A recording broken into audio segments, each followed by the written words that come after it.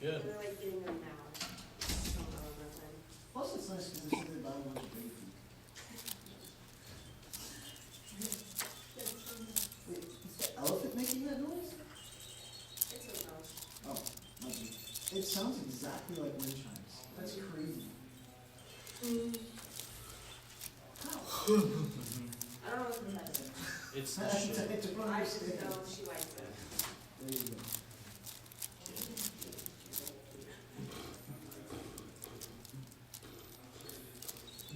How old is she now? She's 6 months. That's fun. Elias is 8 tomorrow. Old Quill. Really? Yeah. It's so cute. It doesn't, Well, well, well. No.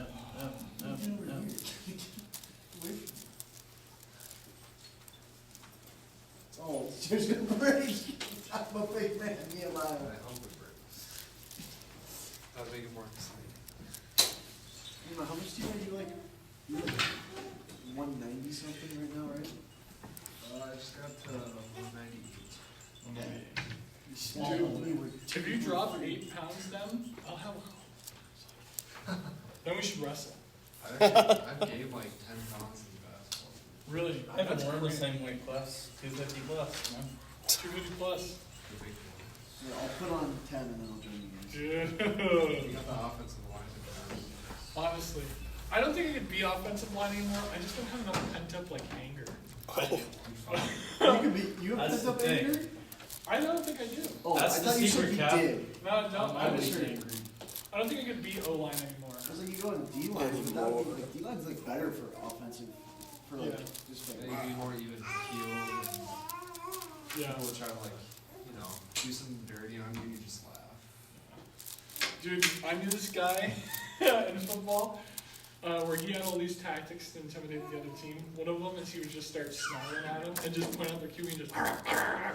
Another one is he would hawk a loogie, spit it up, and catch it in their mouth to like throw them off guard. It was crazy. Yeah, Sound hearing fire. Miller talking about his stuff in the team. Dude, Miller's coach that was literally a coke addict. Yeah. Why does everyone make it their mission to come over here and touch me before they sit down? You're very touchable. All right, Probably because you're sensitive. Hi, Professor Lutzenheiser. thank you. Who wants to pray? I would love to. Okay.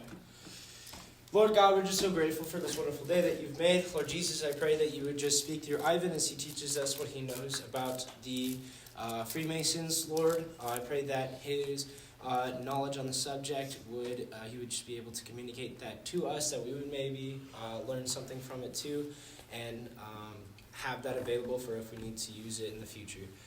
Lord God, I pray that you would just bless this class, bless the rest of the day. In your name we pray. Amen. Amen. All right, so Freemasonry. Is it a fraternity or a cult? Well, we'll find out. First, I wanted to just start off like why I'm teaching this. It's not only just because Matt's gone, but I come from a long line of Freemasons. Actually, the last 5 generations of Lutzenheiser men have been dedicated members and achieved the rank of Master Mason among the Freemasons. This is my dad getting given. He's joining the Shriners, which is a branch off from the Masons that are more focused on like philanthropic or philanthropist efforts. So just a quick bit about the Shriners. They're mostly focused on like donating to children's hospitals. There is a Shriners Children's Hospital in Salt Lake, Utah. That's where my brother went and got operations on his, was born with clubbed feet. Both of his feet were clubbed, and he had to go through a ton of surgeries when he was a kid. If you see him around next week, ask him about it. He'll probably just be like, I don't remember anything. They used lasers on me. But on both my grandmother's side and grandfather's side, they were Masons, which is significant just for all sorts of different reasons, including the fact that my dad didn't know his actual dad. So he was 26. So it's a really strange coincidence that going back generations and generations and generations, my family's been tied to this. For this lecture, I actually called my dad and asked him a boatload of questions. It ended up being like a 2-hour call, which is a very long time to talk for my father and I. And it was very interesting. There were things in my childhood that I found out were like things of the Masons he was impressing upon me. Actually, up until the point that our Masonic Lodge in Baker closed down, I was set up to be a Freemason. Like it was going to happen. Then probably 4 years later, I gave my life to the Lord and started seeing kind of the weirder stuff. But some of these things that I'm going to talk about, I'm going to be like, when I was a kid, my dad would talk to me about this. And there's things that I would ask my dad and be like, what do you guys do? And he'd be like, I can't tell you. Or like, he'd make a joke if I told you I killed you. I would have to kill you. Whether or not that's a joke, you know, I'm sure it was leaning more on the side of joke. But there's a lot of weird stuff about all this. So let's just hop into it. Who are the Freemasons? They are a self-identified fraternity, so something that, like, more than like a college fraternity, more just like a brotherhood would be a better way, is how they would describe themselves. Very focused on brotherhood and bettering a specific community and welcoming others. And they have individual lodges all across the world, primarily containing in like... There's one here? In town? Yeah. There is one in town. Yeah. Usually lodges can vary from anything from the one in town that's like made of wood and just siding, to the Sandstone Lodge in Baker is comprised primarily out of stone, which would make sense if they're Masons. I watched a tour of a lodge in Salt Lake, the one that actually Joseph Smith had attended a few times, and it was also comprised primarily out of stone. Also, that's going to be a thing that's brought up a few times. Joseph Smith notoriously was a Freemason. I believe he achieved the Master Mason position as well. And so we'll discuss a few points of like where actual Masonic rituals and temple endowment have a little bit of crossover.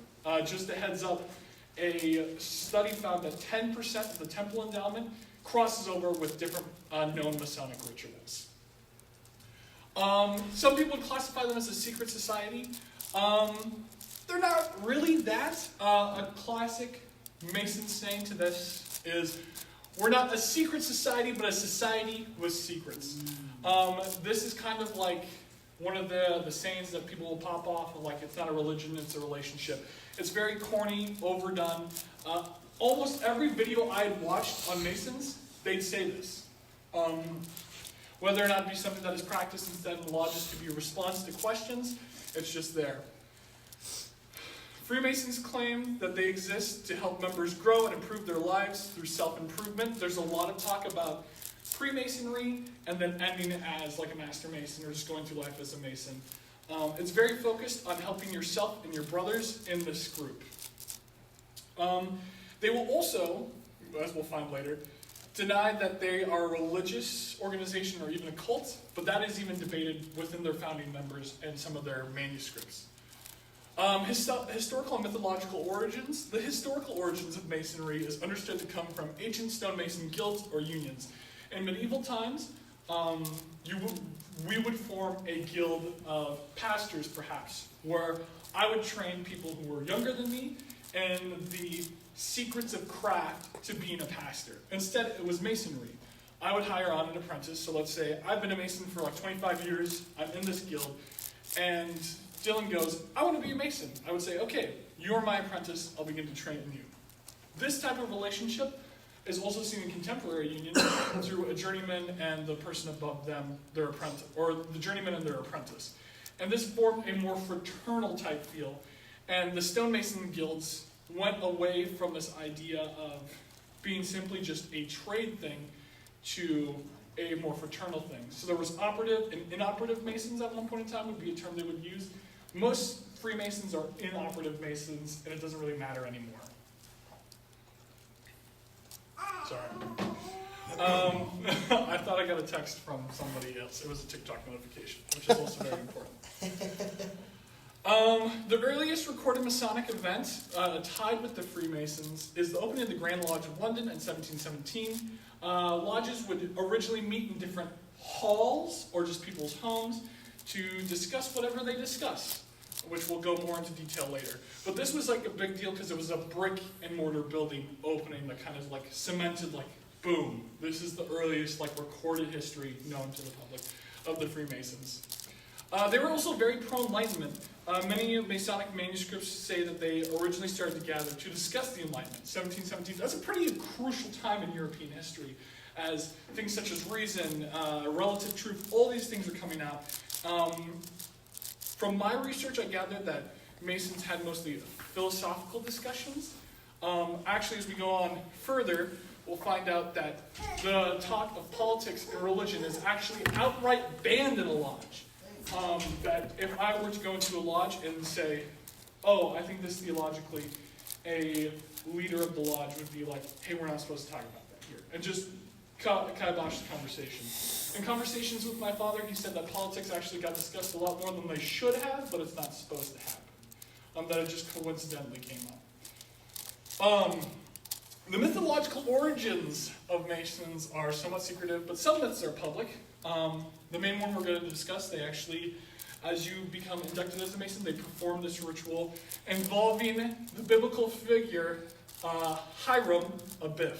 Abiff is not included within our scripts, but the Masons believe that that was their surname, which is very interesting for multiple different reasons. That I can really find a whole lot of interest, like knowledge on where this Abiff adding on came to from, but Hiram is in our scriptures. Hiram was the stone mason employed by Solomon to build the Temple of the Lord, or the Temple of Solomon if you were to talk to a Freemason. Only call it the Temple of Solomon. But when I called it the Temple of the Lord, there was even some confusion with my dad. I was like, oh, the Temple of Solomon. Is okay, I know what you're talking about now. Hiram can be directly found in 1 Samuel 5:11 and 1 Chronicles 14:1. Hiram is believed, or is barely mentioned in scriptures, but there's so much mythological stuff based around this guy that it's insane. They have multiple manuscripts about him. They have multiple rituals, which these rituals are more like plays or reenactments. It's supposed to be allegorical. As we go further and further along, Masons are very big on allegories and symbolism, right? Even the first at the start when we saw the compass and the square, that has deep, significant meaning to Masons. Very, very allegorical. In short, with this myth, the primary myth involving Hiram, the workers rebelled against him, killed him, and buried him in the Holy of Holies. Wild stuff. Why would that be important to us?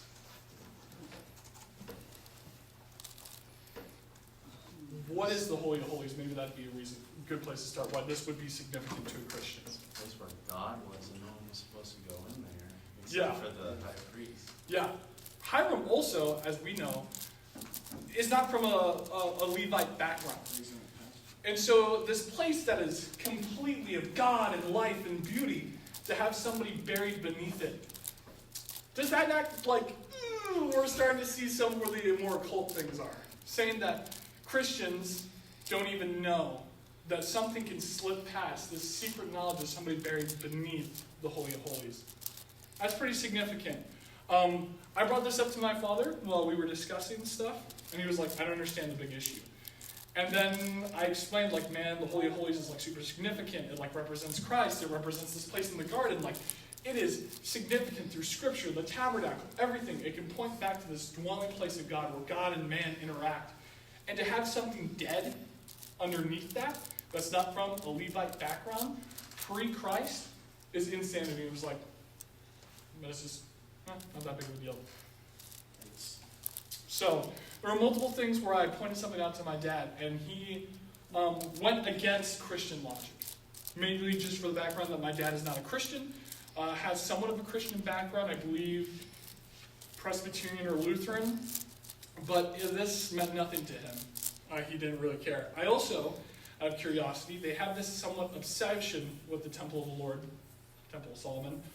I asked him how they felt about the destruction of the temple by the Babylonians. He said, that's too religious for us. I was like, how is that too religious? You're referencing Scripture. He was like, well, it doesn't, he couldn't give me a straight answer why it was too religious. And I was like, okay. So then do you guys look to Ezra and Nehemiah as, like, significant figures, reconstructing the temple, building these stone walls, like the stance of, like, man, God is reinstating, God is instructing people to do this. He was like, no. And I was like, why? He was like, too religious. And I was like, but the temple of the Lord is, like, a key piece of, like, Israelite, like, Christian culture. And I finally asked him, does he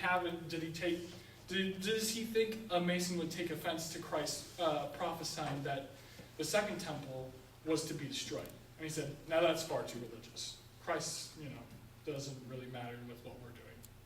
Interesting. So think of that what you will. Information that I found, they didn't really talk about the second temple or the first temple's destruction. So I just thought it was interesting that they are moved by the creation of the temple, but not its destruction. To me, that speaks to the humanity of it. Maybe speaks to them in some senses. We'll also find other pieces, specific pieces of the temple that they obsess over. So many rituals come from this myth. Of course, the initiation ritual, which you can actually watch. Usually when they initiate Masons, they'll allow you to watch this in public in certain temples, if it's an active temple or an active lodge, maybe would be a better way to put it, from the Masons. Okay, so belief and mission.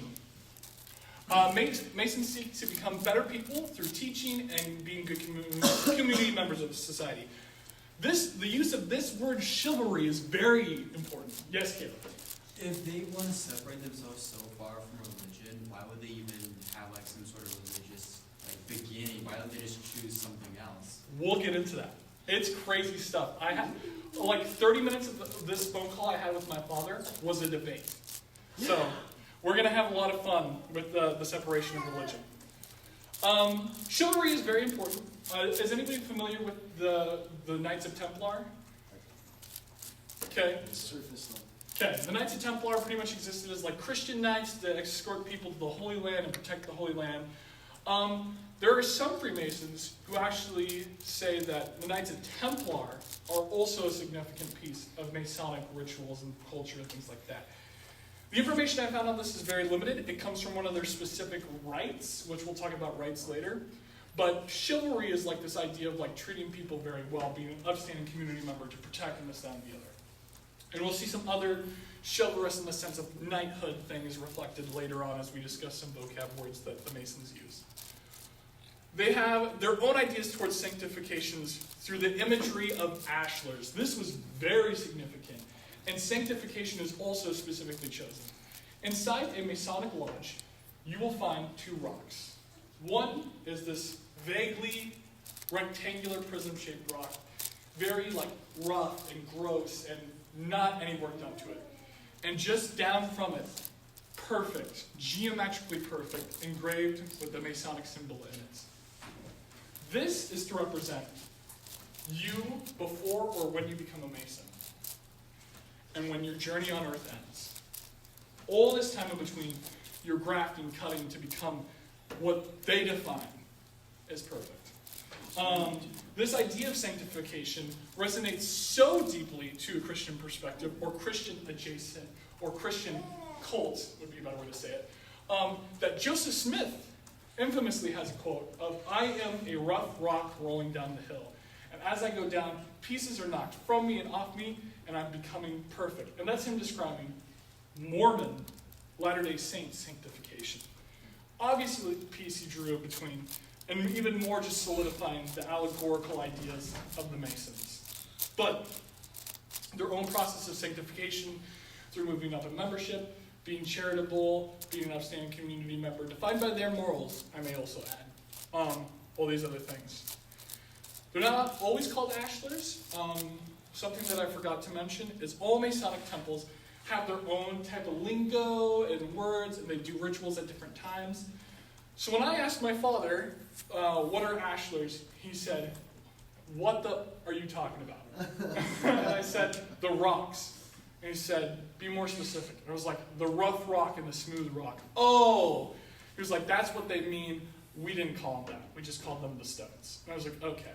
So there'll be lingo that if you just met a random Mason and you asked him this, they may know it, they might not know it. Also, it was really funny interviewing my dad. There were things, at the start, I'd ask him what it meant, and he'd say what it was.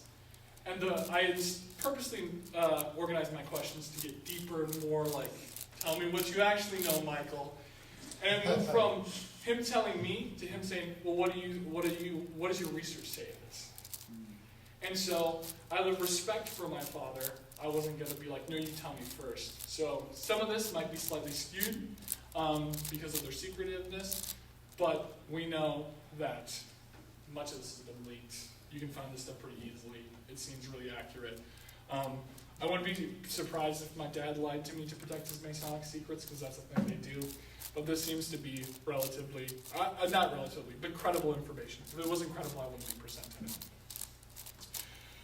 Masons are very charitable and care deeply about community and community service. As I said, off branch of the Masons is the Shriners, who are dedicated to donating to children's hospitals.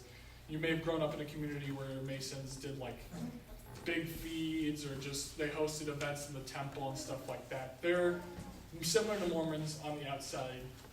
They do good things. Their motivations behind it may, or in my belief, are flawed. What are the core requirements? How do you get plugged into the Masons? They don't put up sign-out sheets. As I talked to my dad about it, he kept going back to the allegories that the guilds would use to recruit people to even join the trade of Masonry. They want to go around Egypt. There's a lot of stuff going around about Egypt as well as Masons, specifically also depending on the shrine and stuff like that. They want to go up to random guys on the street and say, hey, you're making bricks today. You would have to ask for the knowledge. You'd have to seek deeper knowledge. So you would have to go to a lodge or to a lodge's website. They do have websites, and they do have like somewhat position papers, some of them. The Masonic Lodge of Rhode Island has position paper like stuff. That was a very helpful source. They don't have sign-up sheets. You have to come to them. You must meet some requirements. All Masons must believe in a supreme being or higher power. And then that is your grand architect of the universe. For not being a religious cult, having to believe in something bigger than yourself that specifically is an architect, that seems a little religious, yes. It's like when you say believe in a supreme being, is it like there is one that they have to believe in, or they have to choose one to believe in? So you have to have your own. Oh. So my dad is a-religious, but I think my dad believes in just the Masonic qualities attached to the Grand Architect, and that's his actual God. But a Sikh, a Muslim, maybe a Buddhist might have some hard trouble because they don't necessarily believe in a higher power. Hindu, even Native Americans, like, believe in that higher power. Would science, the scientific method, would that fit? Nope. Atheists cannot join. You have to believe in a cosmological greater being. Maybe would be a better way to You put just it. pick one. Yes. So my dad, when I asked, when I was thinking about joining the Masons when I was a kid, I was like, what are the requirements? And he was like, well, you have to believe in the higher power. And I was like, so you have to believe in God? And he was like, no, you can believe in the higher power of peanut butter and jelly sandwiches if you want. But there's the God, you can believe in the God of peanut butter and jelly. But your God doesn't matter. It's the qualities of the great architect that you have to graft onto them that matters. So that was something that we'll talk about a lot more later that caused this debate between my father and I.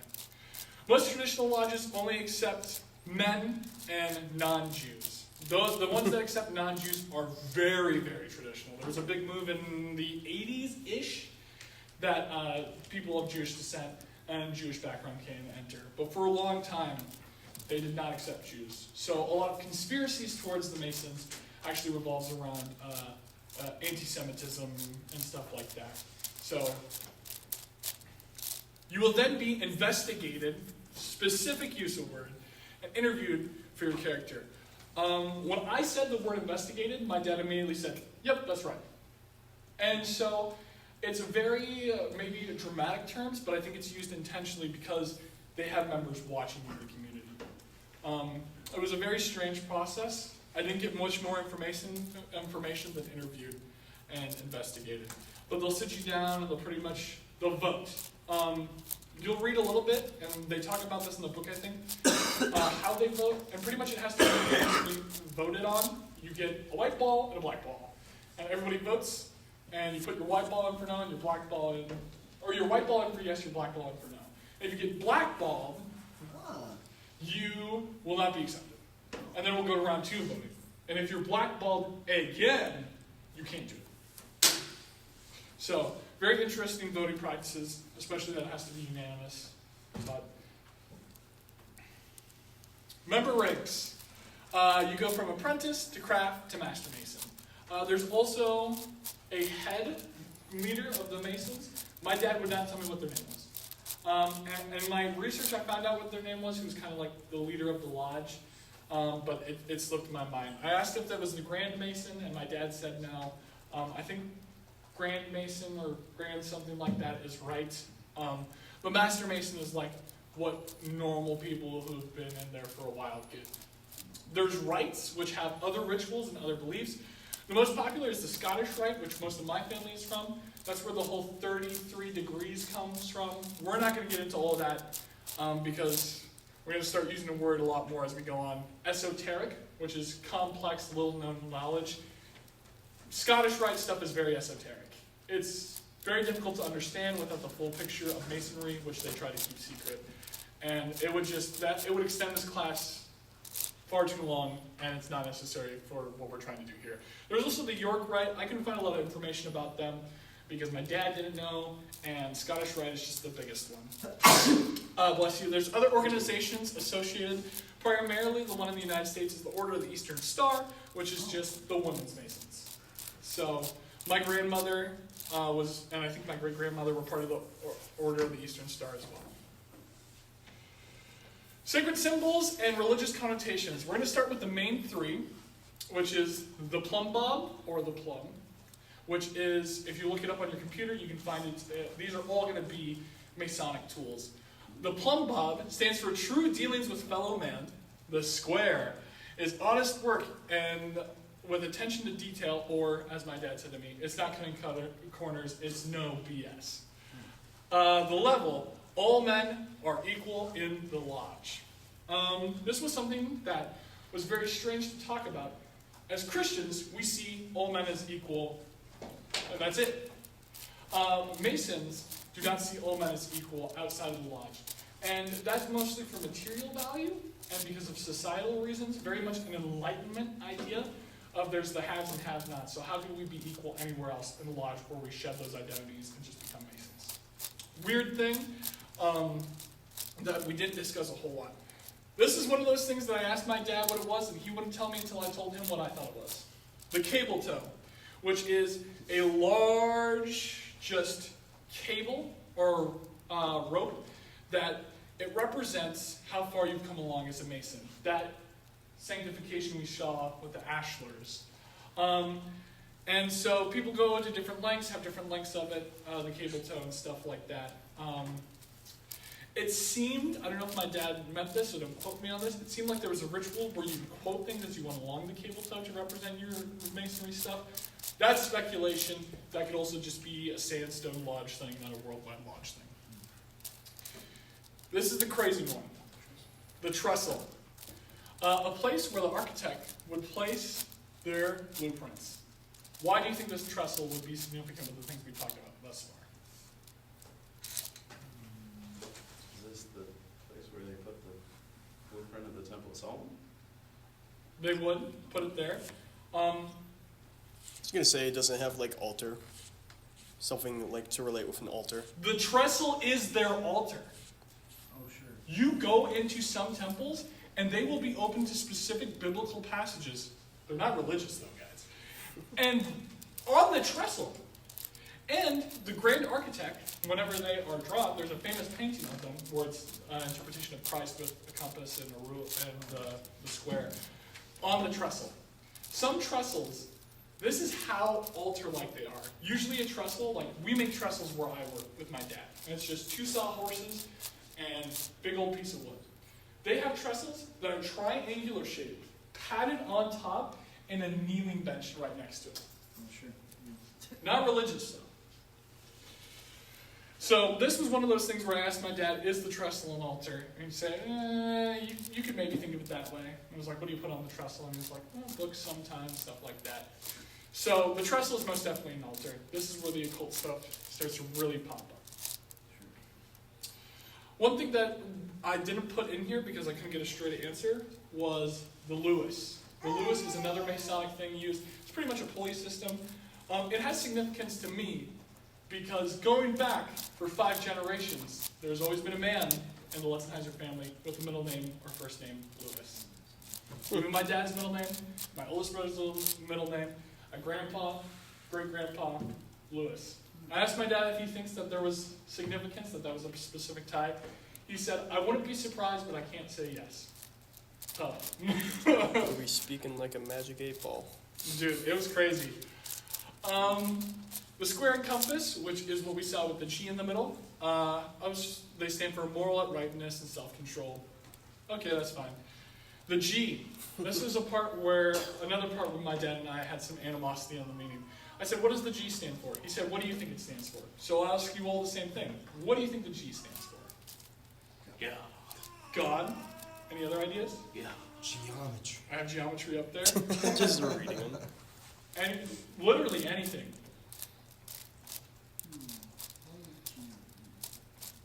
Grams. Grams. Like a weight thing. Yeah. Oh my goodness, this is the E-grams. They're coming back. The e-readers! Or the e-meters, not the e-readers. The G stands for whatever you want it to stand for that has spiritual significance. So it is the grand archetype, is truly what it stands for. Your God that you will have to attach all these other philosophies onto. And so this brought another thing that I don't have in my notes where I said, is math spiritual to the Masons? And my dad said, well, I'm not going to speak as a Mason. Okay, so take that as you will. And then proceeded to go on like a 15-minute rant on how math is the absolute truth, that it's all these other things, that it is solid, you can always stand upon it, this, that, and the other, blah, blah, blah, blah, blah. I think it is a solid stance to say you can talk to most Masons and they'll have a very similar opinion. That's a very much also Enlightenment idea, which, as we know, these guys coming out of the Great Enlightenment, that math is like solid truth and science, blah, blah, blah. Yeah, there is definitely some spiritual aspects to math to a group based around people who would literally keep math equations and trade secrets of how to do, cut things properly and measure things properly, that math would almost have, or in our belief, would have spiritual aspects to it to them. Maybe not in the sense that they're like, oh, great number 9, which some people believe they do, and there's substantial proof to why people would get confused with that. But they don't worship math, they just might believe we would say they believe it's more spiritual. Other things, secret rituals, reenactments of significant Masonic myths, or seasonal rituals and teachings along with them. The seasonal rituals is important, similar to how we have rituals we do for Easter, or maybe credentialing. It only comes out once a year. A lot of the stuff I asked my dad, as I said, the Sandstone Lodge has been closed down for quite some time. My dad was like, we only do the stuff that matters with those things like once every few years. I can't really tell you, I don't remember. Secret handshakes, this is one of the things that you hear a lot about with the Masons. As I asked my dad, it was pretty much just proof of you are who you say you are. So you come in, you do the handshake, and it shows that you are a fellow Mason. The reasons my dad always went back to, Masons kept trade secrets, we keep our secrets. They're like, this is obsession with the builders. The Temple of Solomon is going to come back here soon. The obsession with it. Numbers have multiple meanings and represent different things at different times. The numbers 3, 5, and 7 are the most significant numbers.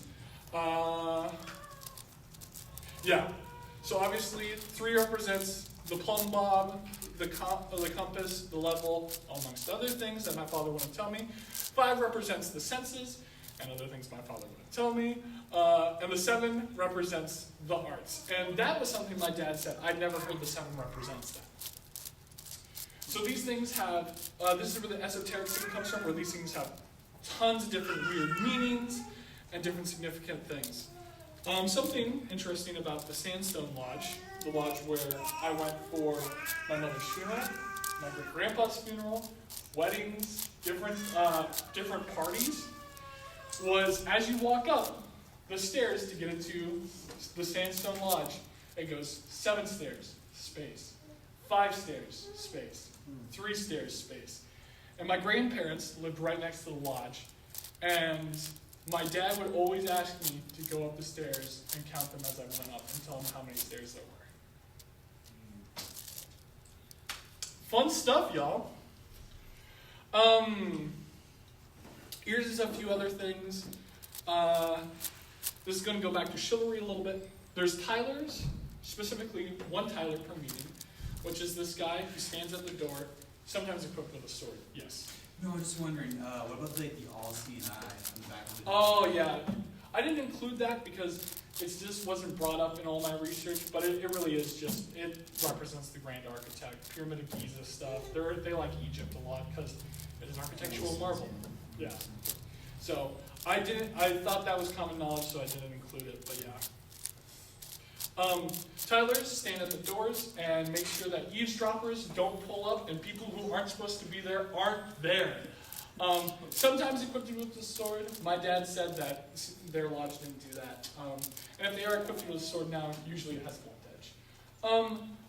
My dad tried to draw a conclusion that this was similar to other groups that I've been in, like the FFA has something called the Sentinel, who just stands by the door and makes sure people who don't leave, people who don't enter, people who shouldn't be there aren't there.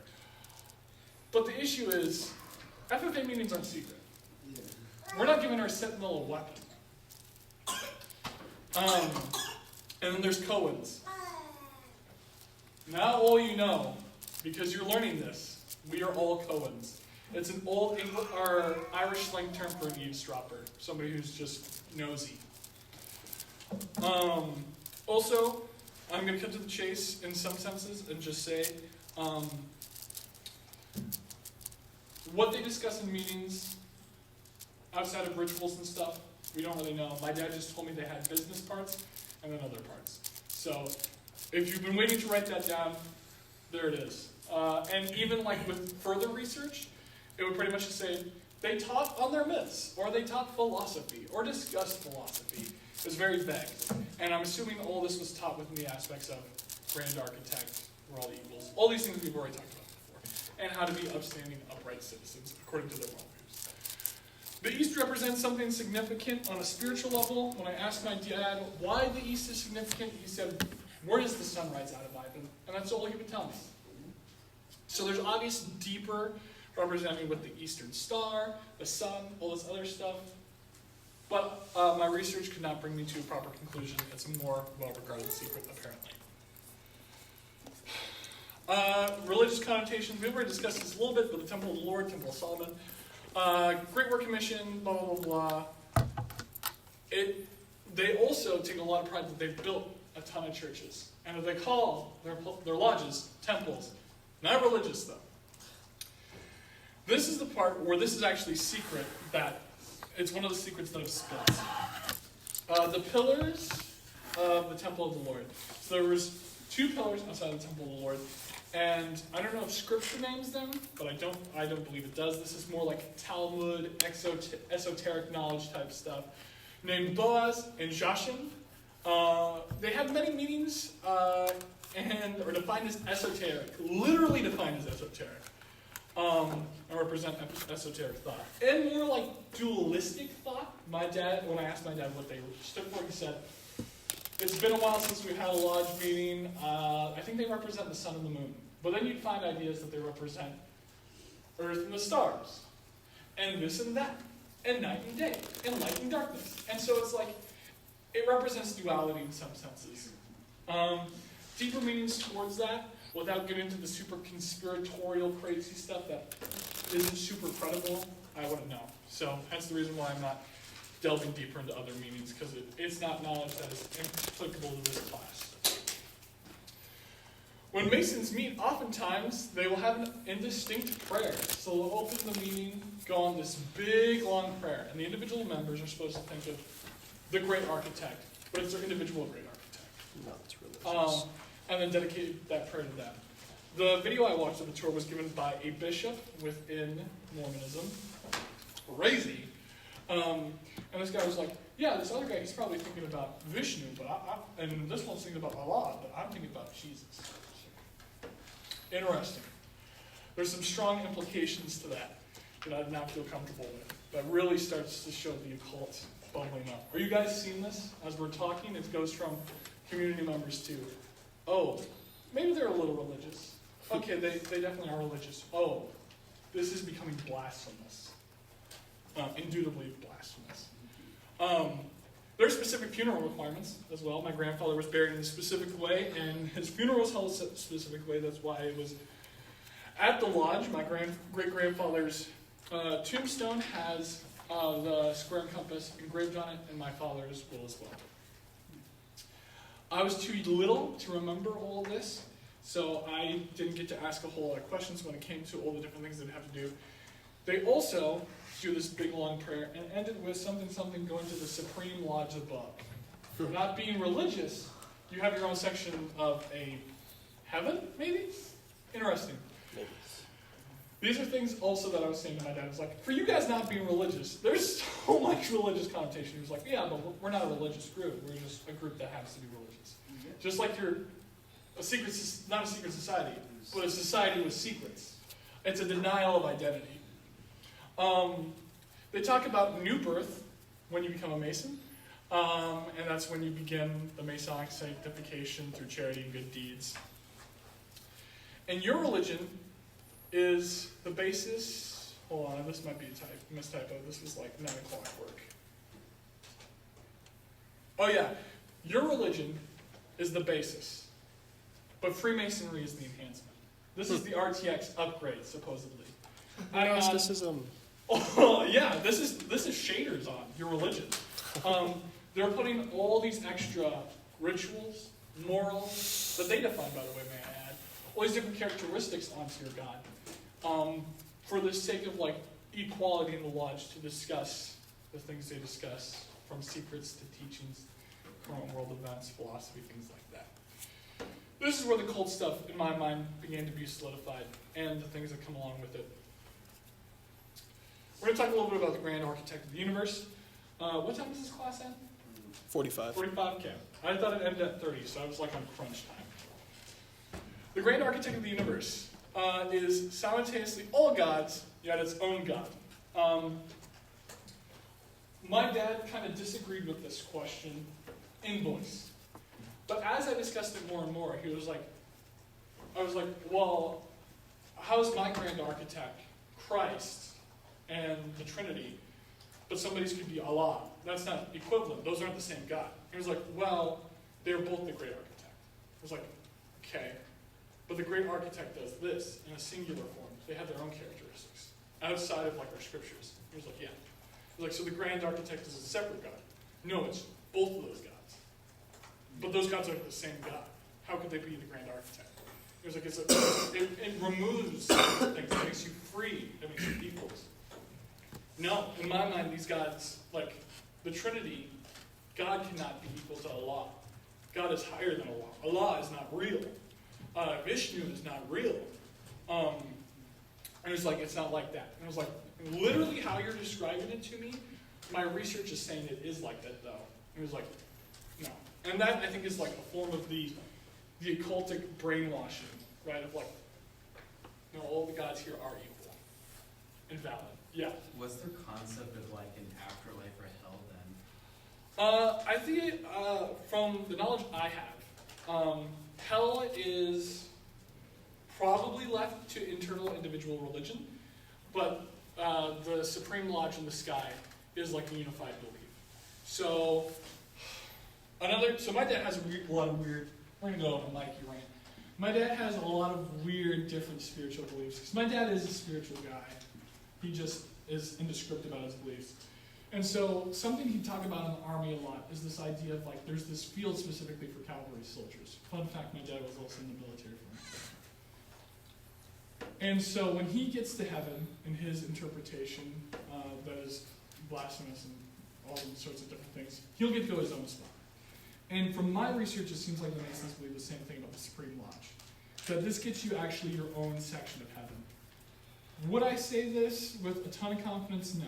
But I bet you, if you look, that's what you're going to find. This is one of the more kept secrets, probably not discussed a whole lot, or only one of those things that brings out with specific times. But understood to be in some form of a tie. Oh my gosh, this font just got really hard to read. Yeah, their gods must be equal to Lodge, which is, as all of us know, a what? What does it break? A specific group of 10 rules. Oh, okay. Yeah, it breaks a commandment. That's significant. So, could you be a born again, true Christian and a Mason? No. No. Okay. Why is that? Just the fundamental belief, like law system of their religion are inherently contradictory. It's a collective worship of all gods, in some senses, right? This prayer to all gods, like a communal prayer, as we understand spirituality. Spirituality is a communal. In some senses, it's also independent, because many bodies make up an individual. But we're praying to the same God. When Brett Pitt prays, and I pray, we're praying to the same God. But they're saying, when, excuse me if this is terrible, but when Muhammad joins with us, we're praying to the same God. That's not true.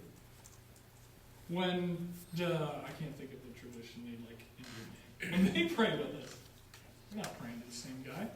This is like intrinsically blasphemous. And I told my dad that. I was like, this is definitely a sin. And I was like, yeah, no wonder why Christians like have beef with you guys. Like, this is sinful. And he was like, no, it's not. Because you as an individual, you're just praying to God.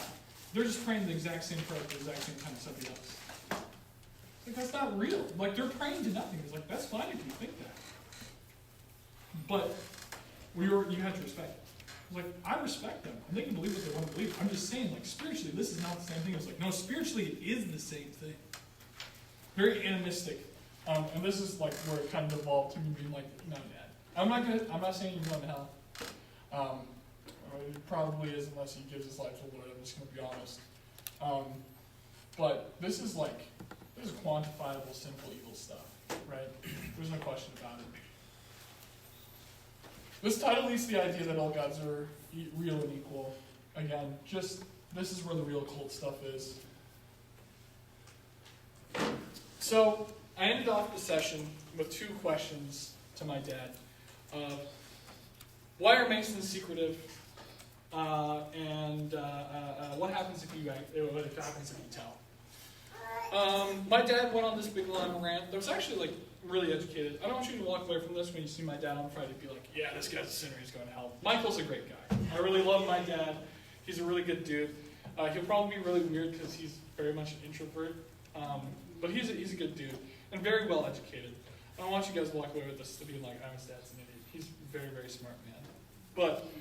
But he recited this history about the importance of doing good work and being precise and honest and upstanding, and how Masons, they believe that not only in their work in their lives and this, that, and the other. So just as they would keep the secrets of the craft of Masonry, ornate designs, they're keeping some secrets. And that's fine. Masons believe the motive must remain for their secrets, for self-discovery and self-improvement. My dad said, sometimes the secrets are just to make you feel special. And I thought that was very meta, very funny. To just be like, yeah, this is pretty much a self-improvement cult in some sense. That we want you to live by these morals that we have created. Which, who's going to stand up and say that the plumb bob, the level, and the compass, those are good, actual truthful biblical teachings. But we'll be the first ones to say they're distorted, right? Lastly, while contemporary Masons may say it is not a religious cult, my bad. Some Masonic authors say it is. This is kind of the dead in the water evidence for me. Some of their homeboys who wrote the manuscripts and commentaries on the manuscripts were like, yeah, we are religion. But they changed it. Also, as we get it, I wanted to do a part all about the Masonic books and manuscripts because they get crack quick. Remember that whole story about Hiram? Masons had already existed for multiple years before the book of Hiram was discovered. They just added it. They straight up were like, yeah, this is right. What were they talking about before then? Enlightenment, probably. But there were already these weird stories and weird mythos and stuff like that were existing. So, Masonic scholars talk about stuff like that. There's some stuff with that with the Scottish Rite. As I said, we're not really going to get into that because it doesn't really matter for the sake of this class. But yeah, they didn't change their beliefs on a whim. It was still relatively early, but they existed and been founded when they added Hiram, which became an integral part. Temple Salon became an integral part to the point that it changed how lodge setups looked. There's another funny thing that, in my mind, proves they are religion. What is church? Gathering. The gathering, the people. Yeah. Church is not a building. When you ask a Mason what a lodge is, guess what they say? It's not the building. Oh, It's the brothers. Where- Oh, yeah. And my dad was like, well, wouldn't you say that about FFA? No. Wouldn't you say that about this thing you're in? No, I wouldn't, actually. That's kind of crazy to say. It's a very spiritual thing to say. I was like, oh, well, no. I was like, okay, the big deal to me. This is like, there's a lot of Christianese things, too. This is just a gimme since I'm kind of the last, I think we only have one more slide. Are there any other heresies, cults, whatnot, that reminds you of the Masons? Right. The New Age. The New Age? Just like this universal, like, let's just mix everything together and be like, say, like a buffet, like you pick out what you want and we'll work with it. We have our own ideas, but you can add your own as if you like. Or really add our ideas on top of it. It's like, kind of reminds me of like the Seventh-day Adventism too, where they're like blatantly like wrong, but if you ask them about it, it's right. No. No. I can't tell you. Yeah. What's, Well, like ancient Gnosticism as well, it feels like. yeah. That was the main one I asked my dad about. And I said, hey, I'm doing this presentation tomorrow, this, that, and the other. What would you say when I present this and inevitably somebody goes, isn't this Gnosticism? My dad said, what the is that? Okay, we got a lot of explaining to do. So I sat for like 15 minutes and explained Gnosticism to him. He was like, yeah. It was like, we're not that, but like I see it. It was like, oh, so you see how like you align with the infamous Christian heresy, right? Like that's a big deal. He was like, well, yeah, but we're not that, so it doesn't matter. It's like, no, Dad. Like they're to us as like spiritual people who are religious people, right? You're doing it. Like you are performing in some senses New Age, which was another one that came to the forefront of my mind. Seventh-day Adventism secrets. I didn't think about that. That was a good point, Thomas. And Gnosticism. Like they're doing the things that like it's that self-improvement type thing. I also saw a lot of relationship to the appeal of Scientology, right? The appeal of Scientology is you get to be a better person, which they're saying the same thing, right? And so another thing that my dad said that was like significant. Oh, I need to write this thought down because I'm going to come back to this. Another thing my dad said that was super important was Gnosticism, New Age stuff. Okay, we'll just go to the point I wrote down because in the point of remembering a point I forgot one. They're very liturgical, right? They're practicing liturgy. Is that not religious? Right? Like when I would go to FFA, because my dad brought a lot of, I was the president of my FFA and in the office in my FFA for multiple years. Just had to be that like flex that I was a cowpoke. We would recite the creed, but the creed wasn't anything more than just like, go farmers. Agriculture. We love agriculture, yep. But my dad's saying stuff like, I give my life. I give honor.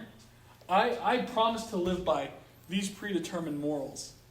That's liturgy, right? They're stating their doctrine, but they're not religious. It's a denial of identity. And that's really like, one of the things for me that's important for cults to have is that they are manipulative.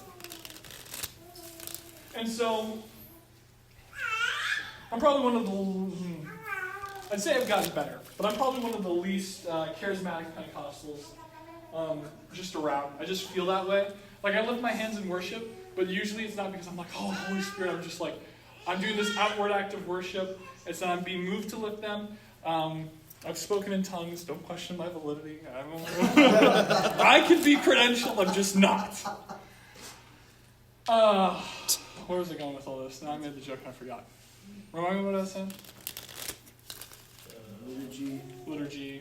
You're not very Pentecostal. Not very Pentecostal, not very spiritual. These guys are super spiritual, Yeah. right? It is, Identity. yeah, they're denying their identity. They're very spiritual, right? And it's the manipulation, right? They're being told they're not religious. I'm willing to go on a limb to say, this is where the not spiritual part comes in. After talking to my father, who I've seen spiritual oppression from, talking to spiritual mentors in my life, being like, hey, have you ever considered that like some of the generational things you've been dealing with is because the last 5 generations of your family have been Freemasons? There's spiritual oppression. My ancestors have been worshiping every god for 5 generations and have been told it's okay. These men, I say that I'm the first Christian in my family in like 4 generations. My great-grandpa went to church. He wasn't worshiping the same God in God's house amongst his people. There's spiritual consequence to this, guys. When I talked to my dad about this, I was like, well, do you think, like, I talked to some spiritual mentors of mine, and they were like, well, part of the reason why you might have, like, faced this depression and anxiety that have been affecting your life for so long is you're, like, feeling this freedom from, like, is generational curses and stuff like that. And we talked a lot about that. And my dad was like, that is the dumbest thing I've ever heard in my life. How can Freemasonry do that? It's not manipulation like we see with Scientology, right? They're not making people live in 15 people sleep in one room in an apartment in Florida. They're not shipping them off to work 18 hours a day. But they're subtly being like, no, your faith is not enough. You need all this extra nonsense on top of it too. You need to come to our secret meetings, pray to all the gods, worship these ideas that are in your scriptures, but the way we present them. Come on. Freemasons are not necessarily religious in the sense that we would organize it through the organization of faith and religion and stuff like that, but they are most definitely a blasphemous cult. They don't have a centralized faith structure in the sense it's more esoteric, the favorite word of the lecture, but it is blasphemous. Easy peasy, lemon squeezy, no questions asked. These, they appear to be moral and good, but who defines their good? Man does. Granted, while these things come from truth, they are distorted because they're not exactly God. Esoteric teachings and beliefs of Freemasons are a response to faith not being enough, as I said. And Freemasons are supportive of religion, but believe that it should take a backseat to the practices of Masonry.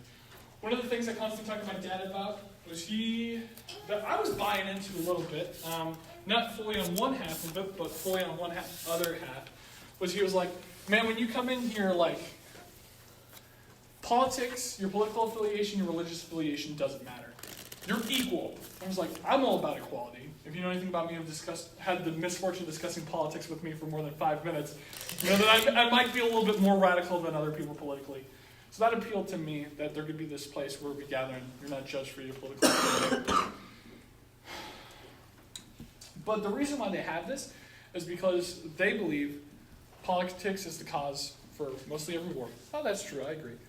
But religion is also the biggest cause for every war. Religion has almost like this evil mysticism about it. That organized religion is the cause for all sorts of grief and frustration in the world. And this idea comes out of which movement? The Enlightenment. Right? These guys are living in the past. They have these very Enlightenment-based ideas. They're very modern. Maybe I should get to the point of postmodernism, using some Thurber terms here.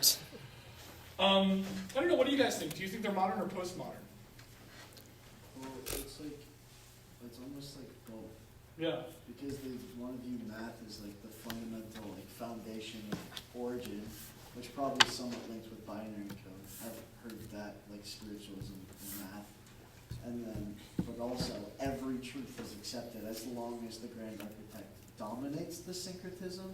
Yeah. I'll have to Yeah. That's more me thinking out loud rather than making a claim, I suppose. No, I think that's right.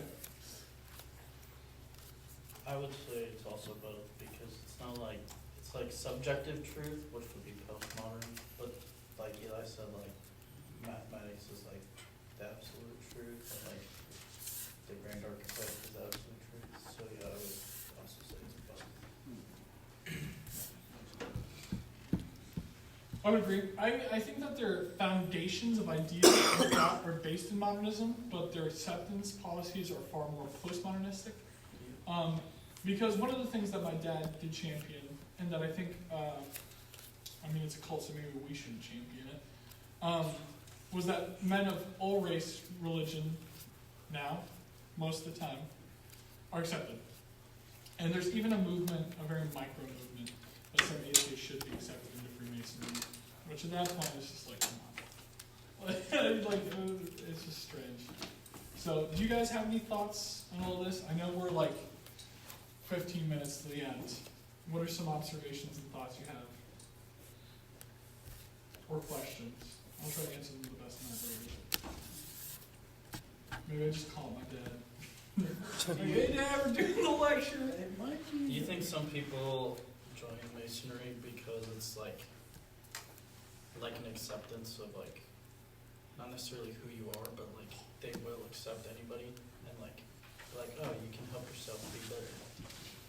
Yeah, I think so. I think that one of the appeals of Masonry, this is the other point I was going to make, is it's ask and you shall receive type cult. And it's all about finding this hidden truth. And they talk about it a lot when discovering yourself and discovering the world. And my dad, to draw a parallel to this made me mad, but I didn't tell my dad that because he wouldn't understand, not coming from a Christian background. He's like, well, when you got saved, you were searching for something, right? It's like, yeah, of course. Like I was not happy with my life, and just there's a lot of depression and stuff. So I was looking for something higher. It was like, just like how you found Jesus, people find the secrets of Freemasonry. It was like, you don't understand what you just said and how offensive that is, so I'm not going to geek. But that was crazy that my dad saw these things as equals. And so, yeah, I do think some people seek Freemasonry for the acceptance. Some significant cults, but significant Freemason lodges that I did research on, saw some research on, there was one around like India, Middle East area, and it was big because they were like, welcoming Sikhs. And there was like a huge mass amount of Sikhs that came in with the Christians and Muslims. And that was huge for them. And so, I think it is like this idea. And like they pride themselves on being a part of community where these things don't matter. Your money, your race, your religion, all that doesn't matter. So it is very appealing for those who like know. But the only thing I would have is like, people might not know right off the rip that the Masons are about that, right? Because they are secretive. I think that like most Masons, like they don't start talking about what they do unless they're asked. I don't know if that's like a program thing or whatnot. Yeah, I do think that is a very strong attractor. My dad said that most of the guys he knew were Masons because their granddad was a Mason, their dad was a Mason. Just a tradition thing. And so that's where I think the generational curses thing comes through. How does like your dad or do you think the Freemasons feel about like the decline? Because I did some ChatGPT numbers. It went from like 4 million to under 1 million. Like that's a huge decline. Yeah. My dad was sad when the lodge closed. This is some deep cut Ivan lore. One of the other important lodge members, his name was Russ, he ran the liquor store in town, which my dad spent a lot of time in. Not just because he was a Mason and good friends with Russ, but I remember the day hearing about the lodge being closed down. And Russ was almost on the point of tears of like, these young guys, they don't want to do it no more. They don't care about the community. Like, society's going to hell in a handbasket, pretty much is what I was hearing. It was like men were like rejecting these duties to be good, honorable people. And it was like a lament of like these traditions being lost. So it is, my dad, I think he misses it. I think he misses the community of it a lot, especially because my dad is very introverted and this was like an excuse, like a requirement to make him go socialize, I think. But yeah, I think a lot of people do lament it. And admittedly, like, communities are probably suffering a little bit from the loss of Masons. And, I mean, community, like, the lodge here, like, they, unless they're donating in private, I don't think they do it. Right? So there is I've never even seen cars there. yeah, it's like a degradation or like dilution of their mission, which for us is a W. For them, I think they lament it. Yeah. Also, while I was at this liquor store, I remember hearing about a Tyler for the first time in my life. Because my dad was like, oh, so-and-such is a Tyler. And I was like, oh, I didn't know their name was Tyler. I was like, no, that's their job. I was like, what's that? And my dad was like, he does stuff. He said it's Freemason stuff. I said, okay. I just knew not to ask questions. It was, yeah. Okay, last question, I Yeah, promise. that's good. So a lot of cults center around this idea of like, there's like the outside people. Like, I think it was that one guy that came in and he said, oh, I hope that the Seventh-day Adventists or something, I hope that like the outside people are still going to heaven, you know, those who aren't that deep. Do you feel like with the Freemasons, there's a lot of outside people that don't follow these huge beliefs, but they're just kind of 1 foot in, 1 foot out, where they don't? Or is it like if you are a Freemason, like you are all of these things? Yeah. Every lodge is different, so I can't speak definitively, but I can speak on people like, okay, let's say, Lord, please have this happen. My dad gives his life to Christ tomorrow. And my dad still holds on to the identity of a Freemason. I think my dad probably, if he didn't engage with the meetings again and lost some of that Masonic cultural context, he would go to heaven, right? With true infilling of the Holy Spirit and true total, like, gifting to the Lord and following the path of sanctification, he would. Because we say the same about a Muslim, that's like, oh, they still, like, struggle, like, oh, I'm kind of practicing Ramadan a little bit culturally, but I'm not doing it because of Allah, I'm doing it because Ramadan is just culture. Similar how people celebrate Easter and Christmas, but don't do it for Christ. So I think that there's people like that. I think people who are in it, I don't think so. Especially if they're doing the prayers and the rituals, I don't think it's possible. I think the Holy Spirit would convict somebody if they were that deep into it. That they, like, if you were a born-again Christian and went into the temple to do the rituals, you would be convicted. Because it is, like, not demonic in the sense that anti-Masons will say, but demonic in the sense that it's subtle, right? That would be my response. What do you think? I guess I have to do more research into the Freemasons. Yeah. I would be uncomfortable if you said if my dad gave his life tomorrow and said he was a Freemason, he'd go to hell. I mean, that's just an opinion. But so if you do have an opinion, then share it, but I'm not going to be offended. I guess it's more leaning to like the secular side, like just take religion out of it. How many Freemasons like actually practice this inside? Yeah, if they still look to like the plumb bob and all these other things as like moral teachings, I think they'd be fine as long as they're not doing the prayers and rituals, right? And even still, there's argument for that because Paul said those of strong faith could eat sacrificial meat for other gods. They understand these gods aren't real. I may be a bit more conservative when it comes to that type of stuff, which is a surprising thing to hear come out of my mouth at any time. Say that again so I can get it on video. I'm more concerned. Yeah, we got 5-ish minutes. If you guys have other questions, ask them, but at this point, for what I'm concerned, class is done. Thank you guys for listening. Tell Matt I did a good job here if I did a bad job. I'm only concerned because you're wearing the John Deere Yeah, helmet. baby. I know plenty of Democrats that drive John Deere tractors. That's why my granddad, he drives a case. He drives a That's what I was going to say. I have to go to the party. Yeah, the practice. I don't. Because I'm doing the thing that I'm doing the graduation. Just right. Whoa. Yeah, so when I was in Thailand last year, he said like, about how